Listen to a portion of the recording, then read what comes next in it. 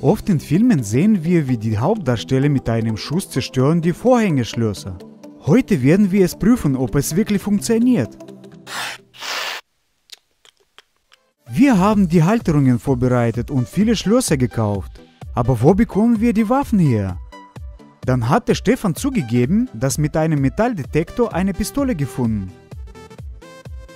Und Cookies Opa während der Krieg hat noch mehr Waffen im Wald versteckt. Als wir die Karte bekommen haben, sofort losgefahren. Unter dem bezeichneten Baum zum Graben angefangen und stoppelte auf irgendeinen Sack, wo drinnen noch ein paar Waffen waren. Und wir dachten, dass doch alles nicht so schlimm ist. Auf einen toten Baum haben unseren Brett geschraubt, wo das Vorhängeschloss hängen wird. Der erste Kandidat war ein billiges Schloss für 140 Rubel. Aus Sicherheitsgründen setzen wir die Schutzbrille und ziehen die Schutzhandschuhe auf. Schließlich sind wir Profis. Als erstes versucht diese kleine Pistole mit solchen Patronchen. Also, alle warten auf seine zerstörerische Kraft. Was? Und das ist alles? Vielleicht schlechte Patrone. Versuchen es nochmal. Die Pistole hat keine nötige Kraft und die Kugel ist zu weich. Wird sofort zu solchen Plätzchen. Dann nahmen wir Kalaschnikow mit Standardpatronen und einen Schalldämpfer geschraubt, um die Tiere nicht zu erschrecken. Mal sehen, ob das Schloss aushält. Gut, das ist schon was. Das Schloss in 2 Teile gebrochen und die Kugel in der Mitte gesteckt. Aber das Schloss war auch nicht so qualitativ. Deswegen nehmen wir ein ukrainischen Schloss im Wert von 350 Rubel. Wow! Die Kugel hat getroffen und hat es stark beschädigt, aber das Schloss hält immer noch. Wir entschieden uns auf noch einen Schuss. Diesmal besser.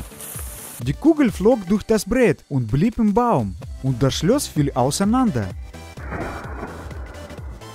Jetzt haben wir das beste Schloss genommen für 700 Rubel. Es besteht aus miteinander befestigten Platten und es ist wirklich fest.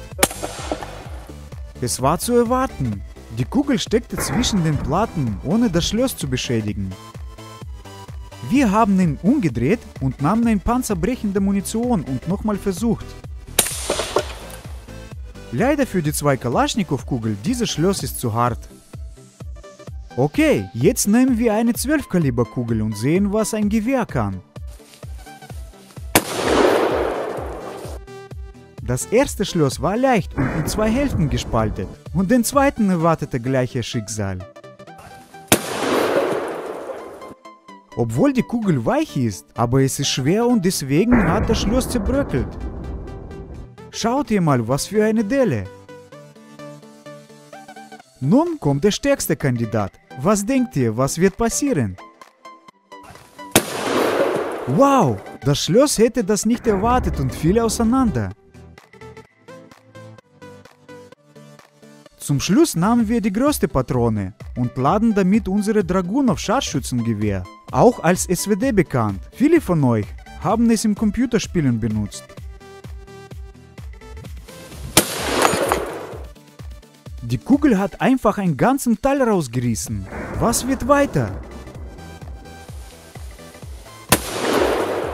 Jetzt haben wir nur den Rand getroffen. Schießen noch einmal.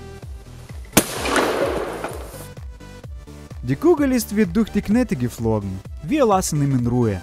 Jetzt laden wir ein Hochladungsgeschoss für den stärksten Vorhängeschloss und schießen. Unglaublich, aber die Kugel hat es durch und hat eine Spur wie von einem Laser hinterlassen. Versuchen es erneut. Das Vorhängeschloss ist besiegt. Wir haben ihn zerstört. Also, was haben wir, Freunde? In der Tat ist alles nicht so leicht, wie wir in den Filmen sehen. Obwohl wir nicht die stärkste Pistole haben, hat ihn nicht mal einen billigen chinesischen Vorhängeschloss geschafft. Und ich bezweifle, dass mit Pistolen keine Schlösser zerstören kann. Was die stärkste Waffen betrifft, ja, es ist möglich. Vor allem, wenn es eine ganze Schrottflintekugel ist. Es hat viel Energie in sich und es ist ideal zum Sachen zerstören. Gewehre mit kleinerem Kaliber auch ohne Problem schaffen es. Aber oft braucht man mehrere Schüsse und muss die schwachen Stellen treffen.